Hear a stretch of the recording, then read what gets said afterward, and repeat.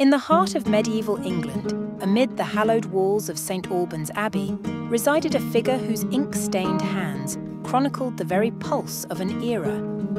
His name, Matthew Paris, a Benedictine monk whose quill etched tales of power, intrigue and faith upon the parchment of history. Matthew Paris, whose masterful maps and illustrations painted a vivid tableau of a bygone era, inviting us to witness history through his eyes. Matthew Paris was a 13th century English Benedictine monk, chronicler, artist and cartographer. He lived from around 1200 to 1259 and was primarily known for his historical writings and illustrations. Paris was a skilled chronicler, and his works, particularly his chronicles, are highly regarded for their detail and insight into the events of his time. He produced several manuscripts, including Chronica Majora, Greater Chronicles, and Historia Anglo-Norman, History of the English, which are important sources of information on medieval England and Europe. Additionally, Paris was known for his exquisite maps and illustrations that accompanied his writings, showcasing his talent as an artist and cartographer.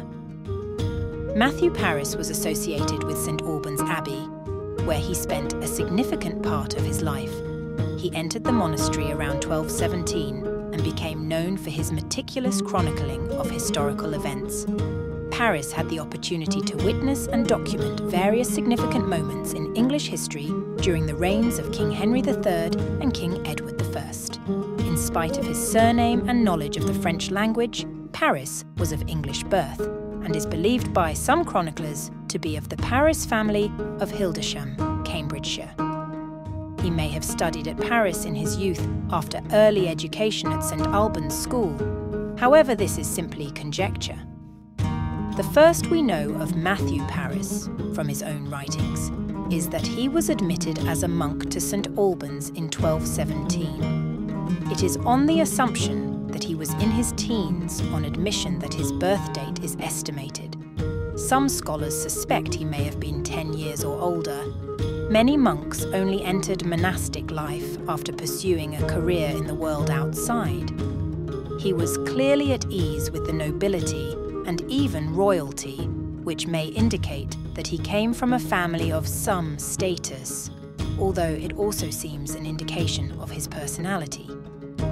His life was mainly spent in this religious house. In 1248, Paris was sent to Norway as the bearer of a message from Louis IX to Håkon IV. He made himself so agreeable to the Norwegian sovereign that he was invited to superintend the reformation of the Benedictine Nidarholm Abbey outside Trondheim.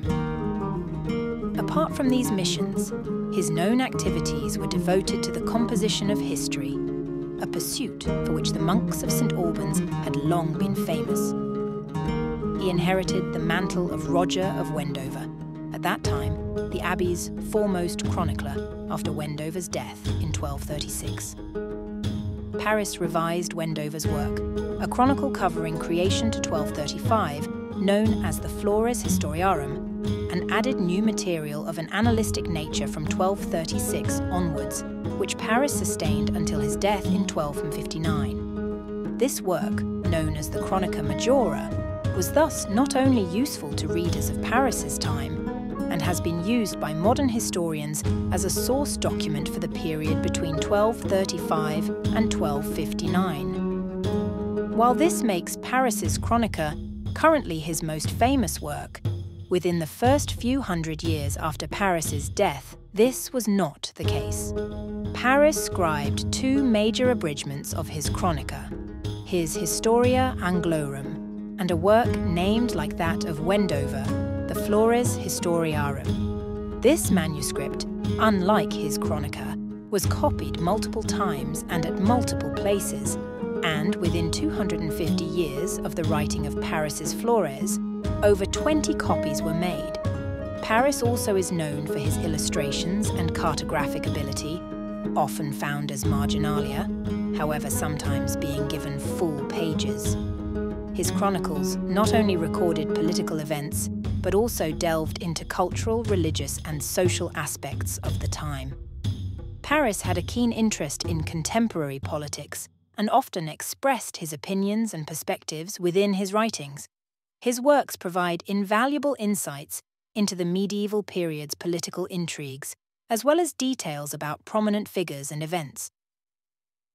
Matthew Paris's contributions as both a chronicler and an artist solidified his place as an important historical figure. His works continue to be studied by historians, art enthusiasts, and scholars interested in understanding medieval England and its place in European history.